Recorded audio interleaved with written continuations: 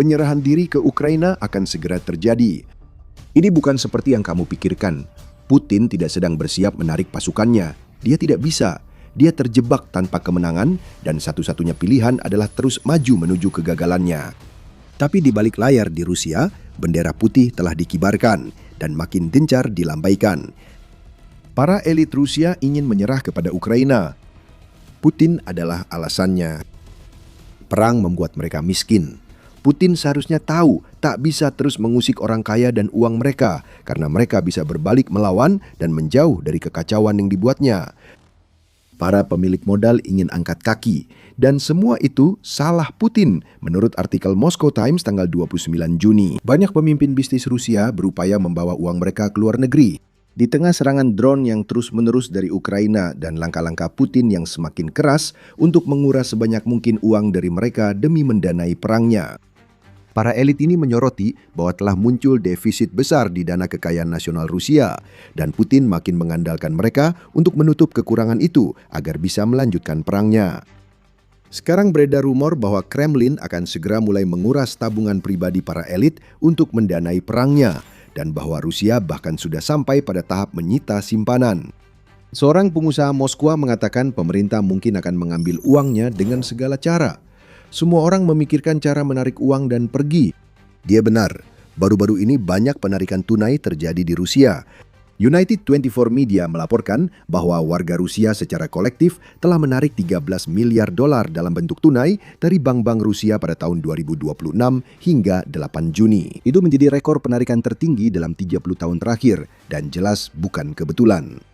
Orang Rusia dari berbagai kalangan, baik elit maupun masyarakat biasa, tak lagi percaya bank karena khawatir Kremlin bisa mengambil uang mereka kapan saja. Mereka menarik uang mereka menjadi sinyal paling jelas bagi Ukraina bahwa beberapa tokoh penting di Rusia selain Putin dan klannya siap menyerah. Mereka melihat dampak finansial akibat Ukraina dan kini menunjukkan sikap lewat dompet mereka. Semua ini terjadi di tengah serangkaian peristiwa yang menunjukkan bahwa situasi yang sudah buruk bagi Rusia, ekonominya, dan orang-orang yang menarik uang mereka hanya akan menjadi semakin buruk. Serangan drone Ukraina terhadap sektor penyulingan minyak Rusia menjadi semakin intens. 9 dari 10 kilang minyak terbesar Rusia telah diserang, menurut laporan United 24, bersamaan dengan serangan ke fasilitas militer di seluruh Rusia. Pihak berwenang hanya merespon semua ini dengan meningkatkan anggaran pertahanan. Dan pendekatan itu telah menyebabkan Rusia mengalami defisit anggaran sebesar 78 miliar dolar antara Januari dan Mei yang perlu ditutupi. Para elit menyadari kekurangan tersebut dan tahu Kremlin akan meminta bantuan mereka. Mereka tidak senang tentang hal itu. Seperti yang dikatakan oleh seorang pengusaha Moskwa lainnya, tidak ada cukup sistem pertahanan udara untuk melindungi infrastruktur kami, itu sudah jelas. Tidak ada yang tahu apa yang harus dilakukan untuk meningkatkan produksi. Situasi mengerikan ini tampaknya tak diduga oleh Putin dan lingkaran dalamnya. Mereka tidak mempersiapkan diri untuk perang yang panjang, dan mereka juga tidak siap untuk perang drone. Dia menyalahkan Putin dan kroninya di Kremlin karena kurang visioner hingga membuat rakyat Rusia menderita. Mereka tidak menyadari Ukraina tak akan menyerah dan justru tumbuh menjadi negara yang bisa menyerang Rusia kapan saja. Itulah situasinya hari ini, dan para elit kini berpendapat Rusia harus bereaksi dengan mengibarkan bendera putih. Peristiwa lain malah kurang menjanjikan. Masih ingat perang di Iran yang katanya akan menyelamatkan Rusia? Harga minyak naik sekitar atau di atas $100 per barel ketika Selat Hormuz ditutup, dan itu seharusnya mengalirkan miliaran dolar ke ekonomi Rusia serta menyelamatkan Putin dari pengeluarannya yang konyol. Tapi itu tidak terjadi lagi. Sebuah kesepakatan antara Amerika Serikat dan Iran telah menurunkan harga minyak mentah Ural menjadi sekitar $50 per barel. Jadi, masa untung besar sudah berlalu dan sedikit keuntungan yang berhasil diraih Rusia pun dengan cepat lenyap. Berbicara tentang Amerika Serikat, negara itu juga telah mengirimkan sinyal-sinyal yang seperti lampu peringatan terang bagi para elit Rusia. Trump secara aktif memuji Presiden Ukraina Volodymyr Zelensky atas cara Ukraina membela diri dan dia menandatangani deklarasi bersama dengan kepala negara lain dalam kelompok 7 untuk mengakui kedaulatan Ukraina pada awal Juni. Trump memanfaatkan pertemuan G7 untuk memberi sinyal bahwa Amerika Serikat bisa melanjutkan sanksi minyak terhadap Rusia yang sebelumnya ditangguhkan saat krisis Selat Hormuz, yang akan menjadi pukulan berat bagi industri minyak Rusia yang sudah terpukul setelah runtuhnya asumsi masa-masa baik akan berlanjut. Putin juga telah memberi sinyal bahwa dia ingin mencelupkan tangan kotornya ke dalam kantong para elit dan pemilik bisnis Rusia untuk menutup kekurangan yang telah kami sebutkan sebelumnya. Pada bulan April lalu, media United 24 melaporkan bahwa Rusia sedang bersiap untuk memperkenalkan pajak keuntungan tak terduga baru atas apa yang mereka anggap sebagai laba berlebih. Elit dan oligarki tidak akan senang dengan itu. Mereka sebelumnya mengusulkan kontribusi sukarela untuk upaya perang Rusia. Putin tidak yakin kontribusi-kontribusi itu cukup. Sekarang dia mengusulkan pajak baru yang bisa mencapai hingga 20% atas pendapatan berlebih berdasarkan hasil keuangan bisnis tahun 2025. Rusia pernah melakukan ini pada 2018 sampai 2019 dan 2021 sampai 2022, menghasilkan miliaran dolar untuk anggaran. Tapi sekarang, Putin mencoba memainkan trik yang sama pada saat 75% bisnis di Rusia melaporkan penurunan pendapatan dan keuntungan atau bahkan kerugian langsung untuk tahun 2025. Lebih dari setengah perusahaan di Rusia memperkirakan kekurangan arus kas pada 2026, namun Putin masih menginginkan lebih banyak. Para elit Rusia memberi sinyal ingin menyerah kepada Ukraina demi melindungi uang mereka, karena yang bisa diperas dari situasi ini ada batasnya. Para elit itu melihat bahwa pemimpin mereka telah menciptakan sistem yang gagal, dan sekarang dia menginginkan uang mereka untuk membantunya membereskan kekacauan yang pasti akan dia timbulkan karena obsesinya pada perang Ukraina. Itulah sebabnya mereka ingin keluar. Mereka melihat tanda-tandanya dengan jelas, karena sikap picik yang menyebabkan semua ini memang sudah menjadi cara Rusia bertindak. Setidaknya menurut Tatiana Stanovaya, seorang peneliti senior di Carnegie Rusia Eurasia Center. Dia menyatakan semua masalah ini berasal dari Vladimir Putin yang terlalu dominan dalam pemerintahan Rusia sehingga koordinasi antar cabang pemerintahan menjadi lemah. Ini adalah masalah abadi bagi otoritas Rusia dan ujian serius bagi ekonomi serta penduduk Rusia, kata Stanovaya, seraya menambahkan, tapi pertanyaannya adalah apakah pihak berwenang memiliki rencana aksi atau pemahaman tentang bagaimana menghadapi hal ini. Kremlin tidak memiliki rencana. Itu sebabnya elit Rusia sangat takut mengirim banyak sinyal siap menyerah ke Ukraina dan mendesak Vladimir Putin mengakhiri perang tanpa makna ini. Apakah elit kini akan berbalik melawan Vladimir Putin? Dia yang membesarkan mereka dan dia bisa melakukan apa saja terhadap mereka, bukan? Tidak begitu. Ini lebih rumit dan kami akan jelaskan alasannya. Sebelum mulai, Anda menonton The Military Show, tempat kami menyajikan analisis di balik berita utama. Tekan subscribe agar tidak ketinggalan video kami. Memang benar bahwa Putin dengan sangat cerdas mengambil alih kendali atas para oligark di Rusia ketika ia berkuasa. Pada 1990-an, generasi baru pengusaha kaya memiliki kekuasaan lebih besar atas Rusia dibanding pemimpin politik pasca runtuhnya Uni Soviet. Putin menyadari masalah ini saat menjadi presiden Rusia pada 2000 dan langsung berupaya memperbaikinya. Seperti dilaporkan NPR, pada musim panas 2000, Putin mengundang 21 orang terkaya di Rusia ke sebuah pertemuan di Kremlin dan dia memulainya sejak awal. Mereka tak tahu apa yang akan terjadi. Mungkin mengira ini hanya pemimpin baru yang minta sumbangan. Namun Putin tidak seperti yang diharapkan. Ia memberi pilihan kepada para oligarki. Tunduk dan ikuti arahan Putin, maka mereka bisa mempertahankan miliaran uang, rumah mewah, dan segala kemewahan lainnya. Namun jika menentangnya, akan ada konsekuensinya. Para oligarki yang menolak atau kemudian menarik diri dari kesepakatan itu seringkali ditemukan tewas dalam keadaan misterius atau menderita di penjara Siberia dengan tuduhan korupsi. Dan selama bertahun-tahun sejak pertemuan yang menentukan itu, Putin hanya semakin memperkuat cengkeraman besinya atas para oligarki sampai pada titik di mana jalan untuk menjadi kaya di Rusia harus langsung melalui pemimpin negara itu. Seperti yang dikatakan oleh Carnegie Endowment, elit penguasa Rusia saat ini bukan lagi kelas politik atau ekonomi, melainkan lebih seperti kumpulan manajer yang melakukan apa yang dikatakan Putin dan dengan demikian menghindari pengawasan dari siapapun selain pemimpin mereka. Hubungan parasit yang dibina Putin inilah yang menjadi alasan utama mengapa orang-orang terkaya di Rusia tidak memberontak melawan Putin meskipun mereka terus-menerus mengalami kerugian besar pada rekening bank mereka akibat perangnya. Tidak banyak yang berubah dalam hubungan-hubungan ini. Putin masih memegang kendali atas para pengusaha besar pria dan wanita di Rusia. Kita tidak melihat oligarki Rusia rame-rame meninggalkan Putin. Dan mereka juga bukan satu-satunya elit di Rusia. Di sini kita lihat pebisnis yang bukan miliarder ingin meninggalkan kapal. Pemilik usaha kecil dan menengah menjalankan perusahaan yang menyumbang lebih dari setengah lapangan kerja di Rusia. Usaha kecil saja menyumbang sekitar 1/5 dari total ekonomi Rusia, ungkap Moscow Times. Semua perusahaan ini harus membeli bahan bakar dan produk lain dari oligarki yang mengawasi kepentingan negara dan bisnis besar yang diberikan Putin.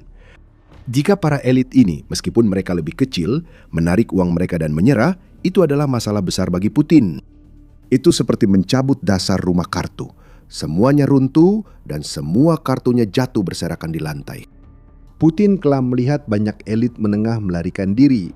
Selama bulan-bulan awal setelah dia memulai invasinya, Inggris melaporkan bahwa 15.000 jutawan Rusia berusaha keluar dari negara itu. Sekali lagi, mereka ini bukan oligarki, tapi mereka tetap berada di jajaran atas masyarakat Rusia. Mereka adalah elit finansial yang ingin keluar. Saat Putin semakin dalam merogoh kantong, bukan hanya jutawan yang bertahan, tapi juga mereka yang lebih rendah di tangga sosial merasa cukup berkorban. Ia menciptakan lingkungan ideal bagi yang ingin menyerah. Putin membuat mereka miskin, semua demi perang yang sebenarnya tidak diinginkan oleh siapapun dari mereka. Semua ini terjadi karena Putin dan kroninya tak menyadari konsekuensi dari operasi militer khusus yang mereka mulai pada Februari 2022. Ukraina seharusnya tidak seperti sekarang, dan drone jarak jauh seharusnya tidak menyerang kilang minyak setiap minggu. Rusia tidak akan terpengaruh. Sistem buatan Putin tetap berjalan selama perang terbatas di Ukraina, meski miliaran dihabiskan dan ratusan ribu warga Rusia tewas.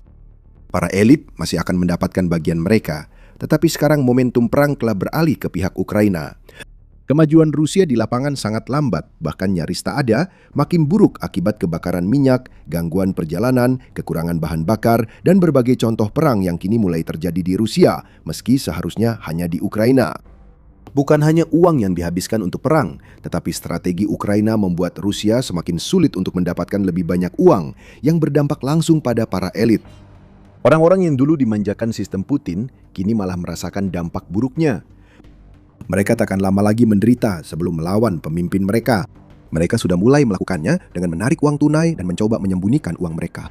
Putin, sebodoh yang sering dia tunjukkan, bisa melihat bagaimana keadaan mulai berubah dan dia melakukan sesuatu setidaknya untuk menenangkan para elit sedikit lebih lama agar dia bisa melanjutkan perangnya. Dia memaksa biaya ditanggung warga biasa.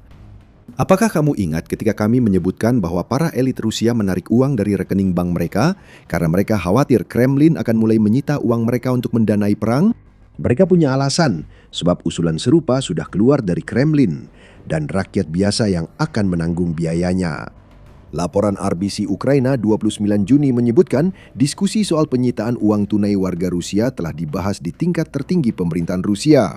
Saat Putin berupaya mengisi dana kekayaan nasional dan mengatasi defisit anggaran Rusia, pemimpin Partai Komunis Gennady Zyuganov mengusulkan agar lebih dari 1,6 triliun dolar yang mengendap di Bank Rusia digunakan untuk mendukung upaya perang. Uang itu tidak diinvestasikan untuk produksi, hal lain, atau kemenangan.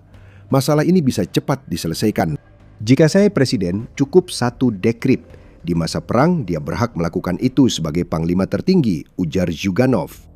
Kremlin tampaknya belum sampai ke tahap itu untuk sekarang. Namun Kementerian Keuangan Rusia sedang menyiapkan kerangka legislatif yang akan memungkinkan mereka mengambil sekitar 40 miliar dolar dari tabungan pensiun Rusia yang saat ini dikelola oleh dana swasta. Dana-dana tersebut akan dipindahkan ke sistem pensiun yang dikendalikan Kremlin, sehingga memungkinkan Putin untuk menginvestasikan uang itu ke bisnis-bisnis yang mendukung upaya perangnya. Para elit memahami makna semua ini, sehingga mereka menarik uang dari bank dan meminta penyerahan. Jika Putin mengira bisa lolos dengan langkah ini terhadap rakyat Rusia, kemungkinan besar dia salah. Ini tidak akan membantunya. Tidak untuk jangka panjang. Ini justru membuat lebih banyak warga Rusia marah saat kepercayaan pada Putin terendah sejak invasi.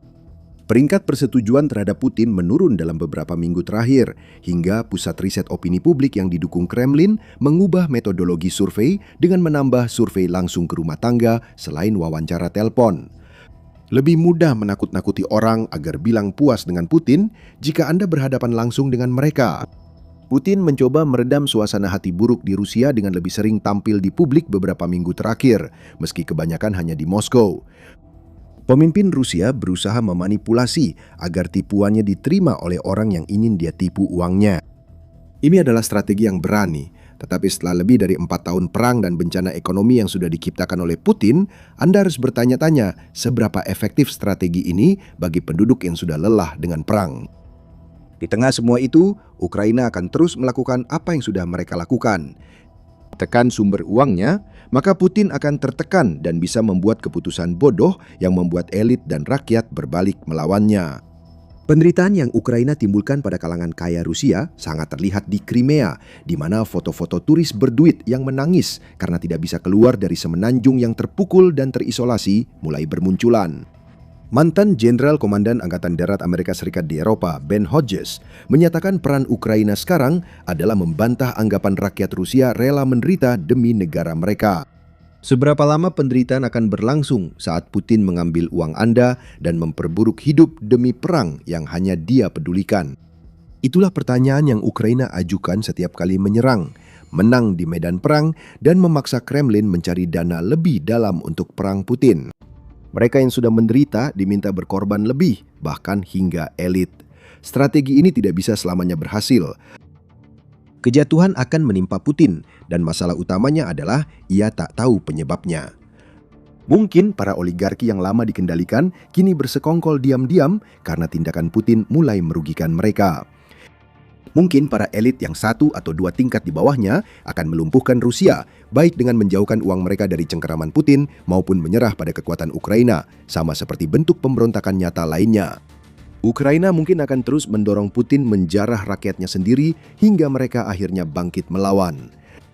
Bahkan, isolasi Crimea yang baru saja kita sebutkan mungkin sudah cukup untuk memaksa gelombang besar warga Rusia melarikan diri kembali ke daratan utama melalui jembatan Kerch, menghancurkan simbol dominasi Rusia atas Ukraina yang selama ini digunakan Putin untuk menopang kebohongannya tentang keniscayaan kemenangan Rusia. Melihat kekalahan terjadi bersamaan dengan semua masalah keuangan bisa saja cukup untuk membangunkan rakyat Rusia. Faktanya, Putin membuat terlalu banyak orang di Rusia marah. Elit gelisah, rakyat makin tertekan secara finansial. Putin membuat mereka semua miskin, dan dia hampir mengetahui mengapa itu adalah ide yang sangat buruk. Bukan berarti Rusia bisa pulih dari masalah ekonomi yang membuat elitnya menyerah.